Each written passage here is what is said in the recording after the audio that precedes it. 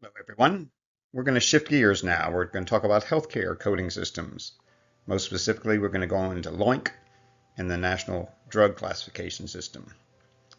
We're shifting from database design concepts to healthcare-specific content. We're going to complete the coding system picture we started in week 1 by introducing LOINC and NDC. Let's recall what we covered last week about healthcare coding systems. We introduced 3 major systems. The ICD-10 diagnosis, which gives you what's wrong. Is it diabetes, hypertension, pneumonia? They assign an ICD-10 code, International Classification of Diseases, and it answers the question, what is wrong? CPT, on the other hand, codes procedures, like an office visit, or a blood sugar, or an x-ray, something that's done to or for a patient. An office visit, a surgery, an imaging study, each has assigned a CPT code. And so it answers the question, what was done? And then the SNOMED CT provides a rich clinical terminology, which helps us with our documentation efforts. It's the most comprehensive clinical vocabulary ever created, and it's used for detailed records worldwide. But we're missing pieces. What about laboratory tests? When you order a hemoglobin A1C or a lipid panel, how is that coded? What about medications? When you prescribe metformin, how is that identified in the system? And that's what we're going to cover today. LOINC for laboratory tests and clinical observations, what was measured, and NDC for medications, what drug product. These complete the coding picture for a typical patient encounter. Let me show you how all these coding systems fit together in a patient encounter. On the screen you see a flow chart of a typical visit. Step 1, the patient arrives. Demographics are recorded, the name, date of birth, address. No special coding in there. Just data. Step 2 is when we acquire the vital signs, the blood pressure, temperature, heart rate, their weight. These observations use LOINC codes. Blood pressure has a LOINC code, body temperature has a LOINC code. And the third step, the provider documents the encounter. The clinical narrative uses a lot of vocabulary, often codified in SNOMED CT, to be precise. Patient presents with polyuria and polydipsia. These are SNOMED concepts. In step 4, diagnoses are assigned. The provider determines the patient has type 2 diabetes, and that happens to be ICD-10 code E11.9. Step 5, labs are ordered. The provider orders a hemoglobin A1C test, and that order uses a LOINC code 4548-4 for hemoglobin A1C. Step 6, medication is prescribed. The provider prescribes metformin, 500 milligrams. The specific drug product is identified by a unique NDC code. In Step 7, procedures are performed and billed.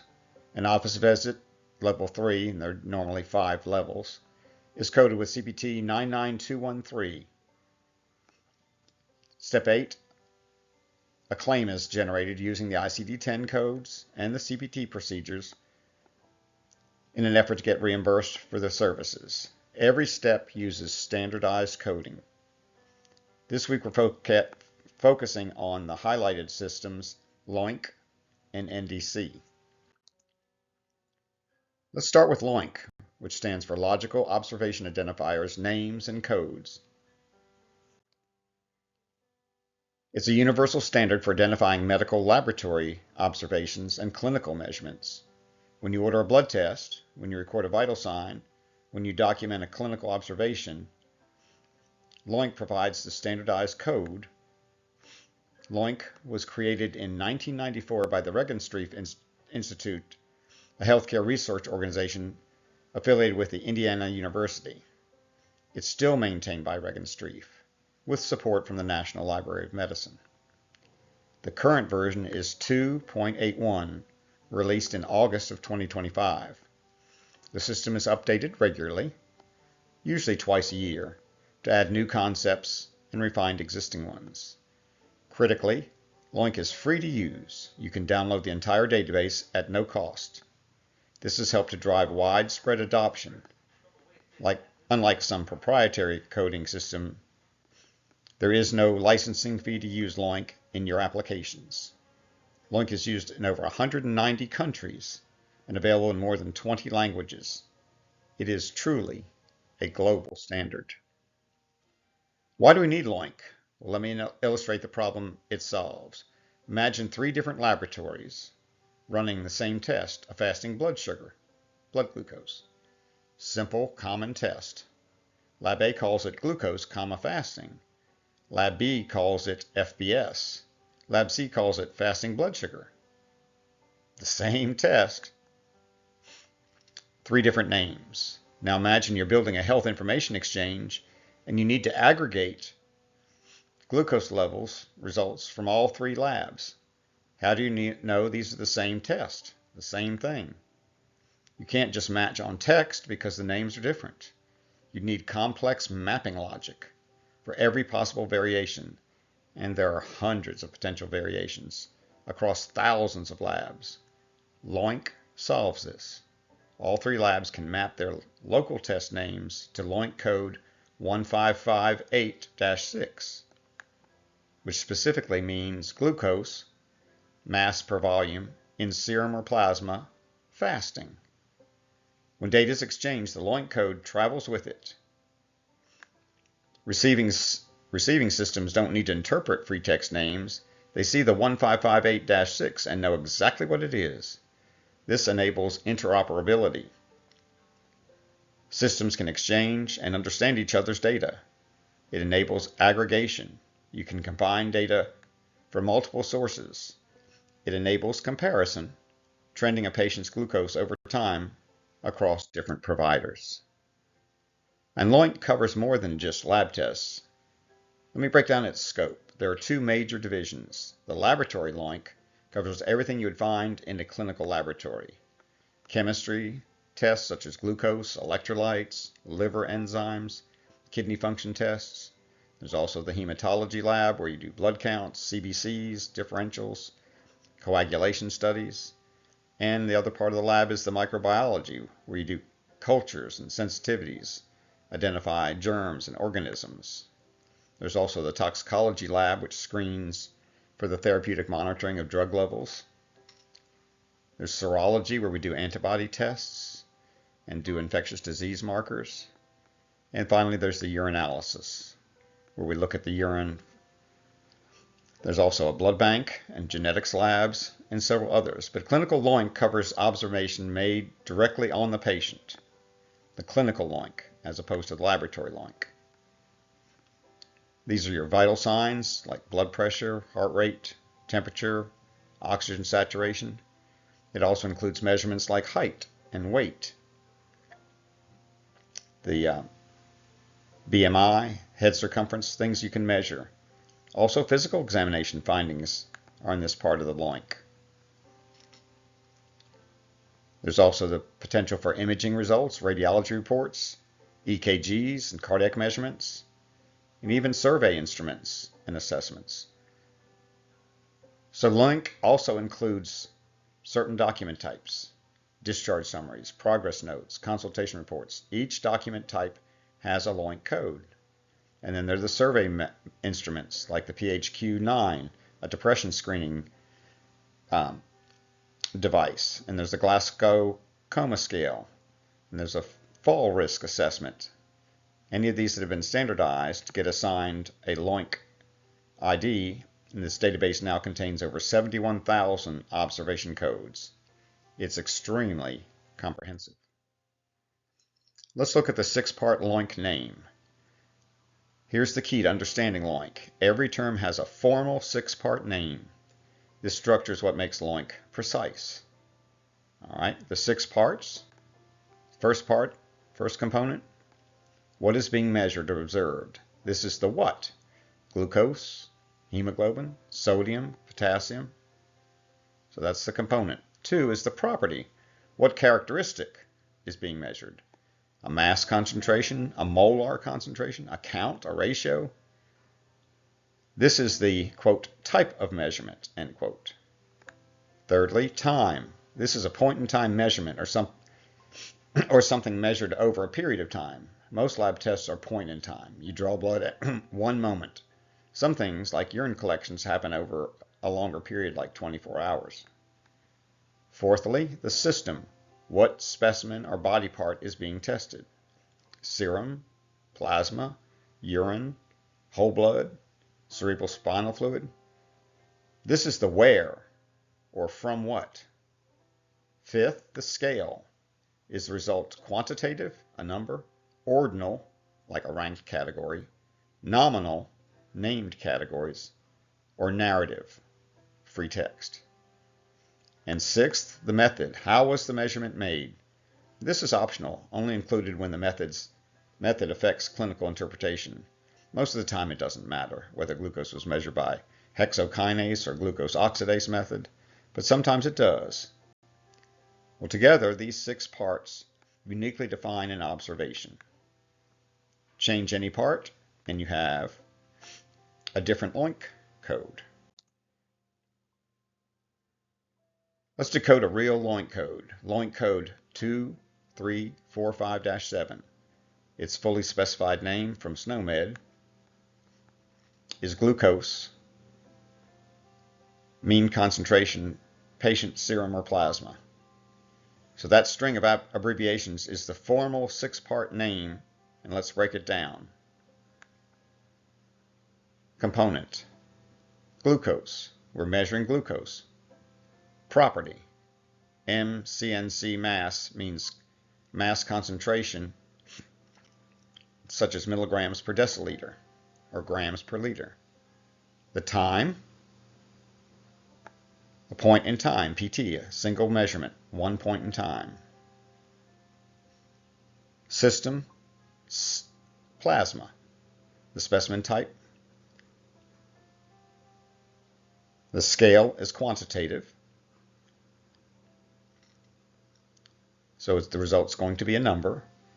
Method is left blank because we don't really care which method was used. They're all going to give an equivalent comparable result. So the long common name, which is more readable, glucose in serum or plasma, this is a random non-fasting glucose measurement from blood.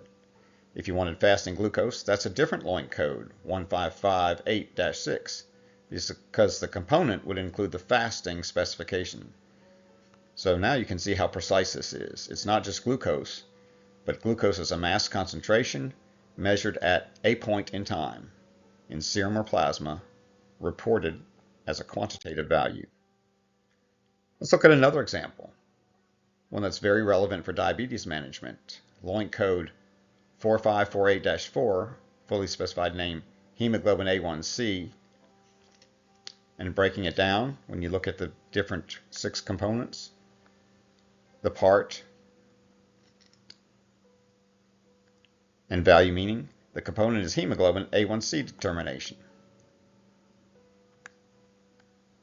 The property is its mass function. The time is at a point in time. The system is blood, whole blood, not serum. The scale is quantitative. And so we have a hemoglobin A1C. It's not just hemoglobin A1C, it's the ratio of A1C to total hemoglobin. And that's what the test actually measures. What percentage of your hemoglobin has glucose attached to it? Notice the system is blood, not serum or plasma, because hemoglobin A1C is measured in whole blood, because we need the red blood cells where the hemoglobin lives. This precision matters. If you try to look up hemoglobin A1C results by searching for hemoglobin, you get hundreds of hits. The LOINC code gives you exactly what you need. Let's look at the code itself, the identifier number. LOINC codes follow a simple format, a numeric identifier followed by a hyphen and a check digit. For example, 2345-7. 2345 is a unique identifier. 7 is the check digit. The check digit is calculated using a mod 10 algorithm. modulus, also known as the LOINC algorithm. It's the same algorithm used for credit card numbers. Why a check digit? It catches transcription errors. If someone accidentally types 2354-7 instead of 2345-7, the check digits won't validate and the system can flag the error before it causes problems. Code length varies from 3 to 7 characters for the numeric part, plus the hyphen in that check digit. As a database grows, codes get longer. Eventually we'll need an 8-digit code. LOINC also has part codes, identifiers for the individual components that make up a term. These start with LP. For example, LP 14635-4 is the part code for glucose as a component. Parts are building blocks. Full LOINC codes are assembled from parts. For most practical purposes, you look with the full LOINC codes, like 2345-7, not the part codes. LOINC provides 3 different name formats for each code. Each serves a different purpose. The fully specified name, the FSN, also called the formal name, for example, the text string that you see there on the screen, technical and precise, uses abbreviations for property, time, system, scale, and they're best for mapping, for technical documentation, for exact matches. Then there's also the long common name. For example, glucose in serum or plasma spelled out, and it's much more human readable. It drops default values like point in time, and it's best for display for clinicians in associated reports and user interfaces. It's just easier to read. The short name, for example, glucose, is under 40 characters and uses abbreviation and common names, and it's best for space-constrained displays like lab systems or electronic health records. When exchanging data in HL7 or FHIR messages, the recommendation is to send the LOINC code along with either the long common name or the short name. The code is the key, but the name is for human readability.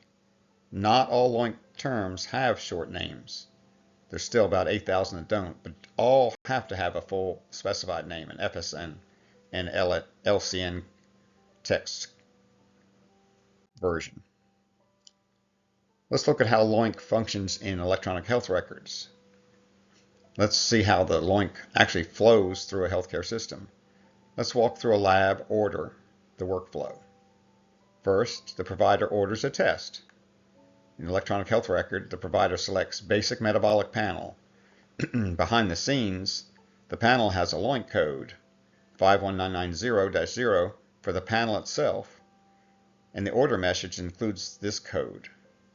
Step 2, the order is transmitted to the lab. Whether it's an in-house lab or an external reference lab, the order message carries the LOINC code identifying what's being requested. Then the lab performs the tests. The laboratory information system runs the actual chemistry analyzer. Each analyzer result is mapped to a LOINC code. The 4th step, the results are returned. The lab sends results back to the electronic health record. Each result, glucose, sodium, potassium, creatinine, has its own LOINC code attached.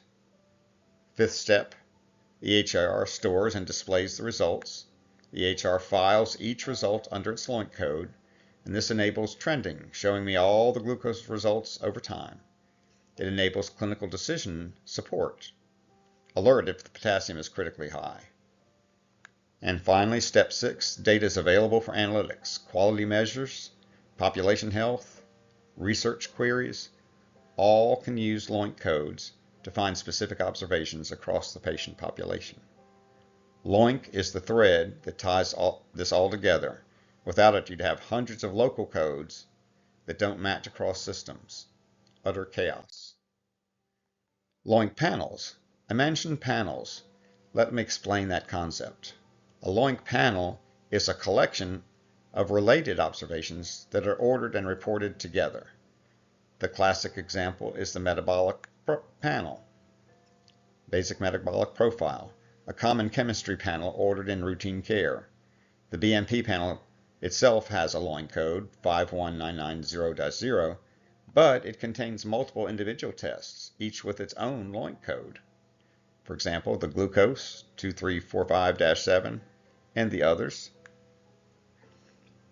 each have their own numbers.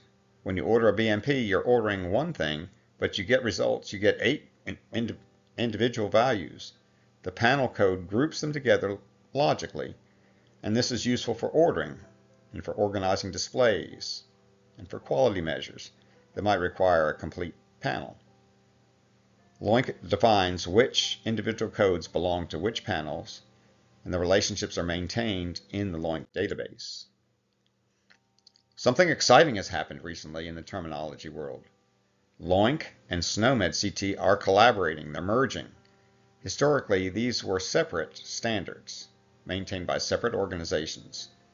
SNOMED CT, maintained by SNOMED International, is the comprehensive clinical terminology. LOINC, maintained by Regenstrief, is the observation standard. They overlap in many areas, and implementers often struggled with which to use when.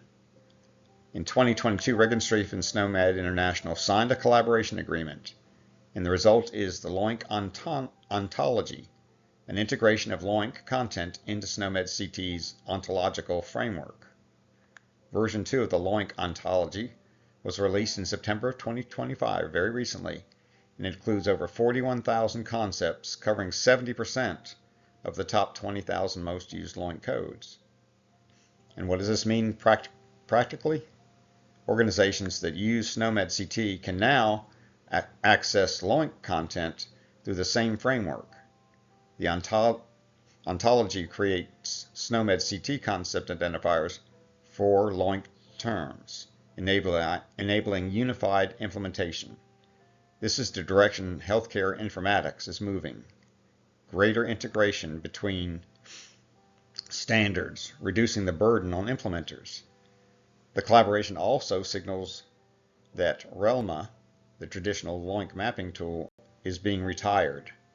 A new tool called OCL Mapper with AI-powered mapping capabilities is taking its place. How does LOINC appear in our database design? Let me show you a lab result table structure for X-Health lab results.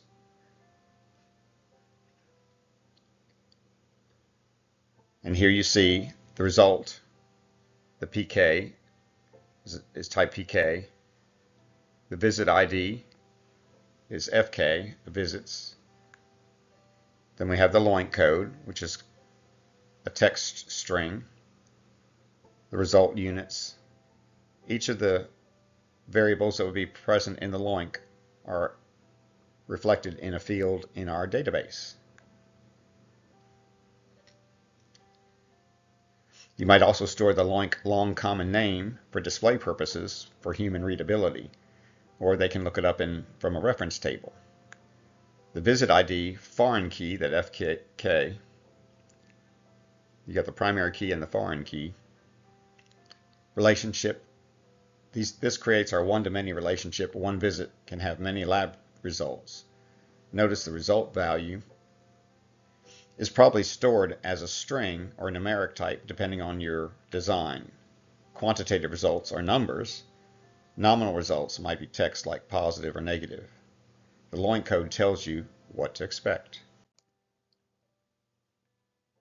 The LOINC implementation and the 80-20 rule. If you're implementing LOINC mapping in a healthcare organization, here's practical advice. You don't need to map everything at once. Research has shown that a small number of LOINC codes amount for the vast majority of actual results. One study found that 80 codes, just 2% of a lab's tests menu, accounted for 80% of the results volume, and that 784 codes, about a little less than 20%, accounted for 99% of results. So this suggests a practical implementation approach. Start with your highest volume tests, the ones ordered hundreds of times a day. Map those to LOINC first. You'll cover most of your data quickly. Then work through all the long tail of rarely ordered tests gradually over time. This gets you to meaningful interoperability much faster than trying to map everything at once. One caveat, having the same LOINC code doesn't guarantee results equivalency. Two labs might both report glucose as 2345-7, but if one uses a different reference range or methods, the numbers might not be fully compatible and comparable. LOINC identifies what was measured. It doesn't guarantee how it was measured or how to interpret the results across sources. That requires additional clinical context. All right, and now let's just turn quickly to the medication side, to the National Drug Code, the NDC. NDC stands for National Drug Code. It's the FDA's universal product identifier for drugs marketed in the United States. NDC system was established by the Drug Listing Act of 1972. Every drug manufacturer that wants to sell products in the United States must register with the FDA and list their products with an associated NDC code. NDC applies to prescription drugs, over-the-counter drugs, insulin products, compounded drugs from registered outsourcing facilities. The NDC appears on every drug package, every label, every insert. Pick up any medication bottle in your medicine cabinet, and there's an NDC on it. The current format is a 10-digit, 3-segment code, and we'll break that structure down in just a little bit. The NDC is maintained by the FDA, and the NDC directory, the database of all registered products, is updated daily and publicly available. Here's an important note. Having an NDC does not mean a drug is FDA approved. The NDC is a listing identifier, not an approval status. Unapproved drugs can have NDC numbers. Now, what is NDC used for? Just about everything involving drug products in the United States healthcare system. Pharmacy dispensing. When a pharmacist fills your prescription, they scan the NDC barcode to confirm they're dispensing the correct product. It's useful for inventory management. Pharmacies, hospitals, and distributors track drug inventory by the NDC numbers. They know exactly which products are on the shelf. It's also used in billing and claims. When you submit a claim for a dispensed medication, the NDC identifies what was given, and Medicare Part D, which pays for drugs, and Medicaid, commercial insurance, all use NDCs to process drug claims. Then there's the regulatory reporting, adverse events reports, drug utilization studies, controlled substance monitoring, all utilize NDC. Recall management. When a drug is recalled, the recall notice specifies NDC codes, and pharmacies can quickly identify affected stock and patients. Pharmacovigilance. Post-market safety surveillance tracks issues by NDC to identify product-specific problems. The NDC is the backbone of drug product identification in the United States. Everything from the manufacturer to the pharmacy to the insurance company uses the NDC. Let's look at this 3-segment structure, 3 parts. Segment 1 is the labeler code. It identifies the manufacturer, repackager, or distributor, and that number is assigned by the FDA. It's currently 4, 5, or 6 digits. They're transitioning to 6 because we have so many different manufacturers and suppliers. Segment 2, the product code. So within that manufacturer, what is this product identification number? It identifies a specific drug, strength, dosage form, and formulation. This is assigned by the labeler, like for example the manufacturer. It's 3 or 4 digits. Segment 3 is the package code. That identifies the package size and type, and it again is assigned by the labeler, and it's 1 or 2 digits. Let's look at a specific example, 0071-0156-23. 0071 is Pfizer. 156 is Lipitor 20 milligram tablets. 23 is a 90 count bottle, a certain package. So this NDC tells you that this is Pfizer's Lipitor, 20 milligram strength, tablet form, in a bottle of 90. Different strengths have different product codes. The NDC is highly specific, not just atorvastatin, but specifically which product from which manufacturer in which package. the NDC format variations. NDC can get a little bit messy. There are multiple valid formats. The FTC allows 3 configurations for the 10-digit code. You can go 442, 4-digit labeler, 4-digit product code, 2-digit package, or you can have a 5-digit labeler, 3-digit product, 2-digit package code, or even alternatively, you can have a 541, 5-digit labeler, 4-digit product code, and a 1-digit package. So the total is always 10 digits, but the segment lengths vary. This creates a mess. If you have NDC 12345-678-90 and NDC 12345-6789-0, they look the same, but they're completely different products. So without knowing the formats, you can't parse them correctly. And to make matters worse and more confusing, HIPAA requires an 11-digit format for billing, specifically 542. So to convert a 10-digit NDC to 11 digits, you add leading zeros to the shorter segments. This format variation has caused countless errors, system incompatibilities, and implementation headaches across healthcare information technology industries. So now we have a proposed 12-digit format, a 642 format, which would alleviate all of this confusion. And it's simply a matter of having enough digits to handle the volume of entities that are involved in the process. So the FDA is running out of that 5-digit labeling codes. They estimate they'll exhaust the supply in about a decade. And once that happens, they'll need to issue 6-digit labeler codes, which would create even more format variations. So the proposed solution is to go ahead to 12 digits now, proactively. Existing NDCs would convert by adding leading zeros to each of those segments. So the timeline, if it was finalized, is about 5-year delay in the effective date after they establish a final ruling of the policy. And then a transition period as we transition from existing systems to the new system. And the impact to the industry has been compared to the Y2K problem for the pharmaceutical industry. Every system that stores, transmits, or processes NDCs will have to be updated. Pharmacy systems, electronic health records, insurance claims processors, drug databases, barcoding systems, everything will have to be updated. The rule hasn't been finalized as of now, but it's coming. We can see it. If you're designing systems today, be sure to add the provisions for the 12-digit format. NDC is not the only medication coding system in existence. Let us compare it to RxNorm, which you might run into occasionally. NDC identifies the marketed product. It's highly specific. Specific manufacturer, specific package.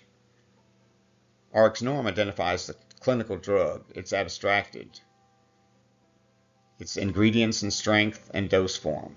No manufacturer, no package size.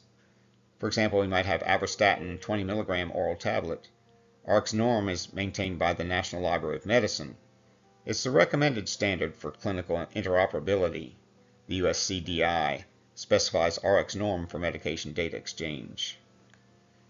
The relationship? Many NDCs can map to one RxNorm concept. There might be 10 different manufacturers making a generic avorstatin 20 milligram tablet. So there will be 10 unique NDC code numbers, but they're all the same clinical drug. So they'll only have one RxNorm code. Conversely, the one RxNorm concept can map to many NDCs. So if you want atorvastatin 20 milligram tablet, there are many specific products that satisfy that NDC. NDC is for dispensing and billing. You need to know exactly which product. How does NDC flow through clinical and pharmacy systems? Prescribing. The provider might select a drug using RxNorm or proprietary drug database. The prescription might say metformin 500 milligram tablet, but the pharmacy receives the prescription. The pharmacist sees the order and selects a specific product to dispense. They might choose the generic from Teva. the generic from Mylan, or the brand name glucophage, depending on insurance requirements, or what's available in stock, or the patient's preference. Dispensing, the selected product has an NDC. The pharmacist scans the barcode, which encodes the NDC to confirm they're dispensing the correct item. Labeling, the dispensed medication's NDC appears on the prescription label.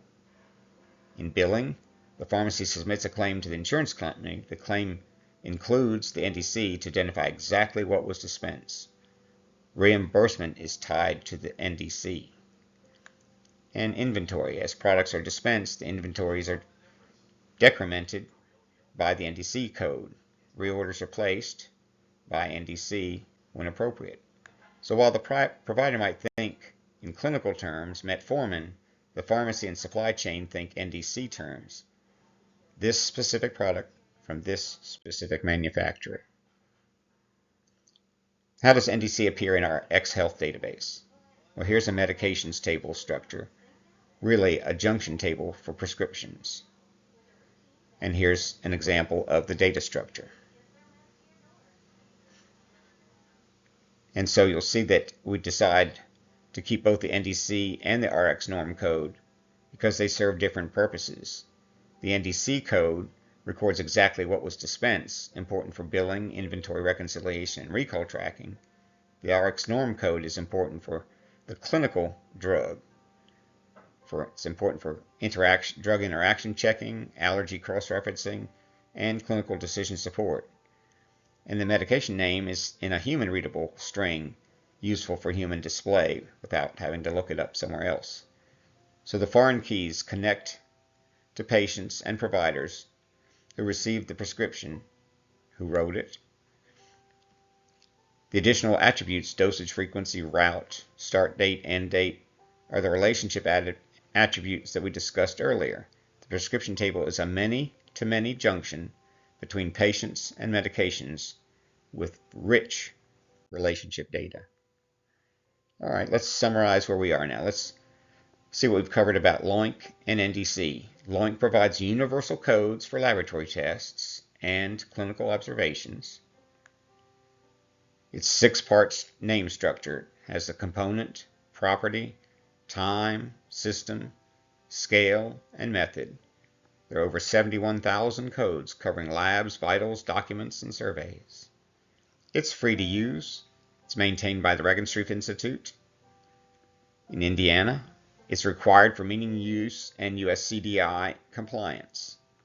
It enables interoperability. Different systems can share and understand lab data. On the other hand, the NDC provides Food and Drug Administration, FDA, identifiers for drug products. It has that 3-segment structure with the labeler, the product, and the package. It's currently 10 digits, but we know we're transitioning to that 12-digit format as we exhaust the available numbers in the various sections. The NDC is specific to the manufacturer and the package, not just the clinical drug. It's critical for dispensing and billing and inventory and regulatory compliance. But it works in parallel with RX norm, the NDC for products, RX norm for clinical purposes. Both coding systems are essential for healthcare database design. Your database needs columns for LOINC code in the lab results, NDC code in the prescriptions, and combined with the ICD-10 for diagnosis, CPT for procedures, and SNOMED C2 that we've gone over before, you can now have the complete coding vocabulary for a healthcare information system. Well, let's bring everything together. We've covered the ER modeling, entity relationship modeling concepts, entities, attributes, relationships, cardinality. We've covered healthcare coding systems, LOINC, NDC, adding to the ICD-10, CPT, and SNOMED we went over last week. In this final section, we'll see how all these pieces integrate in a complete healthcare database design.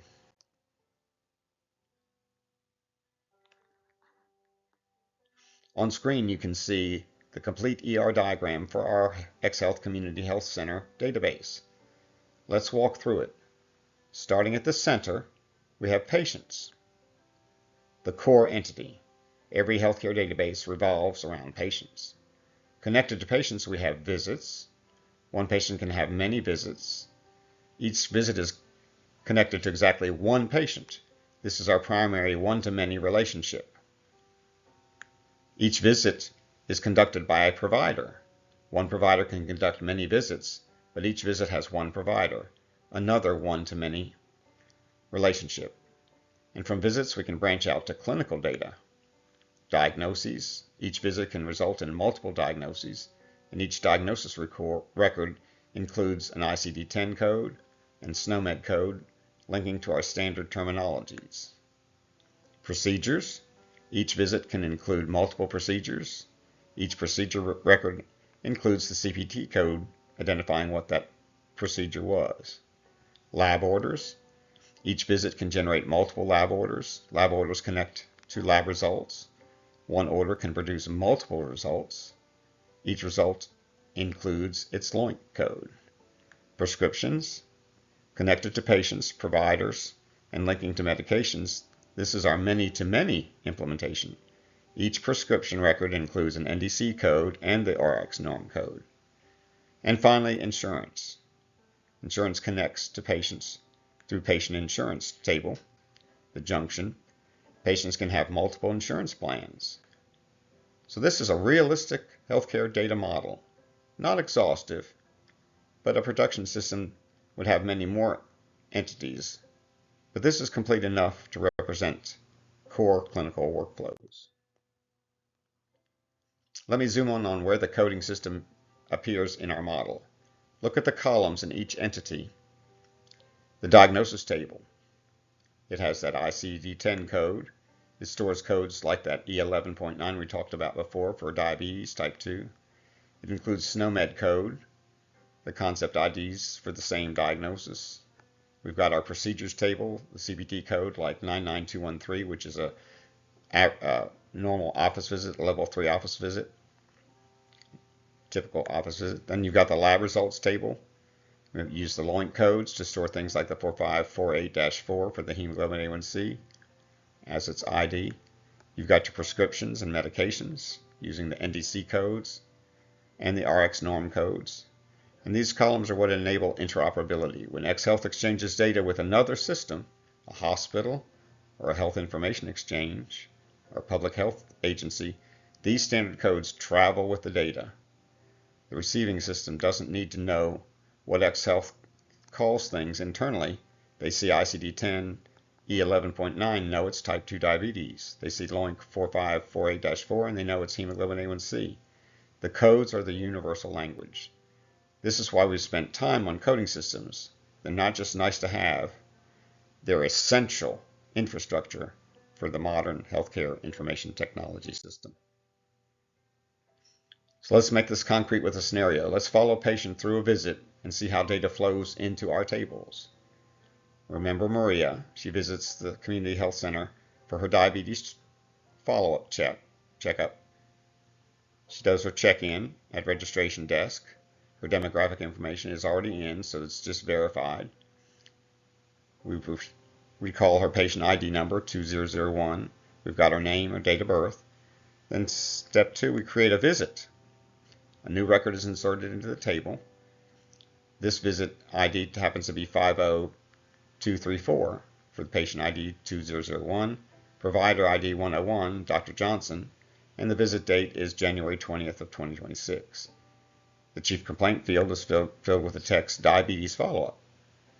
Step 3, we record the vital signs, her blood pressure or weight. These go into the vitals table with LOINC codes. Step 4, the diagnosis documented. Dr. Johnson confirms her type 2 diabetes as the rubric for this visit. It goes into the diagnoses. 98765. Visit ID 50234, we've already talked about that. That's the sequential number of how many visits have occurred in the visits table. And the ICD-10 code is E11.9, type 2 diabetes. The SNOMED code for that same condition is 440540006. And the text description for human consumption, which is just looked up in the table, is type 2 diabetes. In step 5, laboratory data that was ordered, laboratory tests ordered. Dr. Johnson orders a hemoglobin A1C. The lab order gets a record. When the results come back 7.2%, lab results gets a record. Using the LOINC code 4548-4, the result value is 7.2. The result unit is percent. Step 6, medication prescribed. Dr. Johnson continues Maria's metformin. Prescriptions get a record. The NDC code 0093-7212-01, the T of a generic metformin. The dosage, 500 milligrams, frequency twice a day. One visit, multiple tables updated, multiple coding systems used. This is healthcare data in action. So here's our cardinality review. The relationships in our healthcare model. Understanding these will help you with your assignment. Relationship type, which is the crow's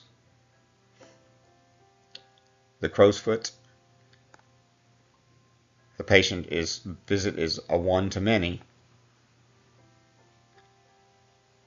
So the patient goes to visit as a relationship. The provider goes to visit, that's another one-to-many.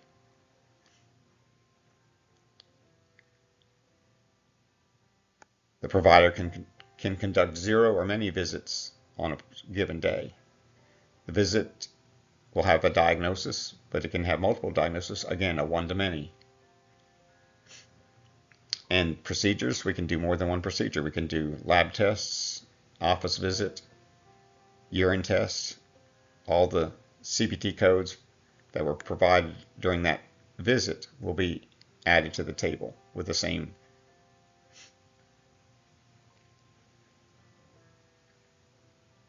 ID for that visit. And the lab orders, whatever laboratory tests we ordered during that visit, adds a row to that table.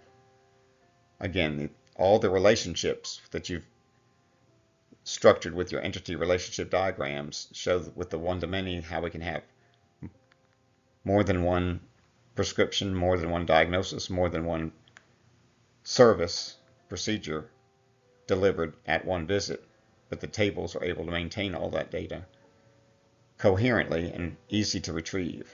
Notice that most relationships are one-to-many, with optional participation on the many side, indicated by the circles. The patient can have 0 visits, the patient can have 0 procedures. The lab order to lab result relationship is mandatory on the result side once the result exists. It must have an order, so you typically don't have floating lab results without an originating order. The many-to-many relationships, patient to provider, patient to insurance, have to use an intermediate junction table, as we discussed earlier.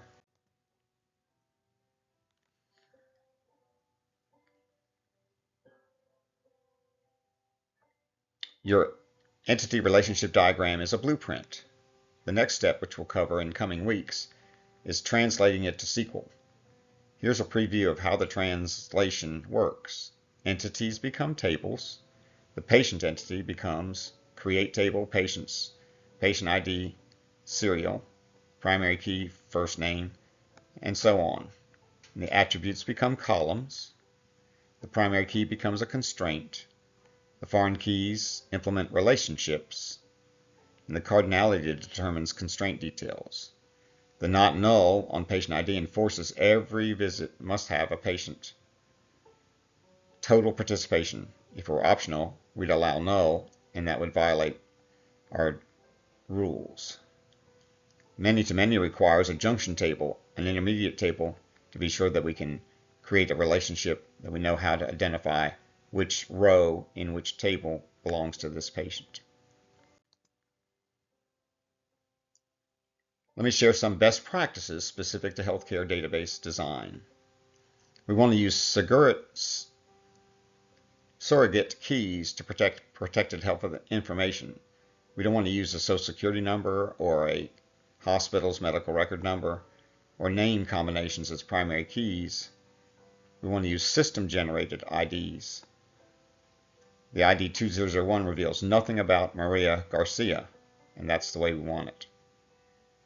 Stored standard codes alongside local codes. Your organization might have local codes for some labs or procedures, and store those if they're necessary for internal systems, but also store the associated LOINC, ICD-10, and CPT codes when you need to exchange data or report quality measures. You'll have the standard codes ready. Consider storing multiple code systems. For medication, store both NDC and RX norm. For diagnosis, store both the ICD-10 and the SNOMED CT if your EHR captures both. Different use cases need different codes. Also, document your cardinality decisions. Why did you decide a visit can have 0 diagnoses? Because canceled visits exist. You write it down. Future developers and analysts need to understand the business rules that were encoded in your schema. Also, you need to plan for code updates. They're always changing. ICD codes change annually. LOINC releases changes twice a year. NDC codes are assigned constantly as new products launch. So your database and applications need to handle code changes. New codes appearing, old codes being deprecated. Consider audit trails. Healthcare data often needs audit logging. Who viewed what, who changed what, when. Design this from the start. Retrofitting audit trails is very painful. Think about data retention. Healthcare records have legal retention requirements, often years or decades. Designed for long-term storage and archiving. So let's summarize what we've done this week. It's been a lot. We've talked about entity relationship modeling fundamentals. Entities are things we store data about. They become tables. Attributes describe the entities. They become the columns. Relationships connect entities. They become foreign keys. Strong entities exist independently. Weak entities depend on others. Primary keys uniquely identify instances. Use surrogate keys in healthcare. Cardinality and relationship types, one-to-one, rare, often suggests you could just merge the two tables. We have one-to-many, that's the most common thing that we'll encounter. The foreign key goes on the many side. Many-to-many is difficult to implement, so you have to have a junction table, another table in between them that links between, say, the patients to the visits. In Chen notation, the academic type uses rectangles and diamonds and ovals. The crow's foot notation uses the industry standard compact symbols with line endings, the symbols that we use. So healthcare coding systems, we talked about LOINC, the laboratory tests and clinical observations, the NDC for the drugs, the ICD-10 for diagnoses, CPT for procedures, and SNOMED CT for clinical terminology. All pieces come together in a database design. Coding system columns enable interoperability. The entity relationship diagrams translate directly to SQL schemas. So you now have the conceptual foundation for healthcare database design. Let's talk about your assignments for this week. Assignment 1, the entity relationship diagram design. You will create an entity relationship diagram for a healthcare scenario similar to X-Health, but with your own design decisions. The requirements include a minimum of patients, providers, visits, diagnoses, lab results, and medications. Let's use the crow's foot notation. You have to show the cardinality for all relationships in your diagrams. Identify primary keys and the foreign keys. Include columns for relevant coding, like the ICD-10, LOINC, and NDC. Include a brief written explanation of your design decisions. The tools that you can use are like Lucidchart, Draw.io, ERD+, or any diagram tool that supports crow's foot notation. Even hand-drawn or scanned is acceptable if it's legible. So you'll be seeing a little quiz from weeks 1 and 2 with some database management concepts and Postgres basics. We'll talk a little bit about in the quiz about healthcare coding systems like the ICD-10, CPT, SNOMED CT, LOINC, and NDC. how to do the entity relationship modeling, cardinality types and notation. Feel free to refer to your notes and the slides and the assigned readings. And it's due on the 25th. So start early. We look forward to seeing you next week. If you have any questions, this is how to get in touch with me.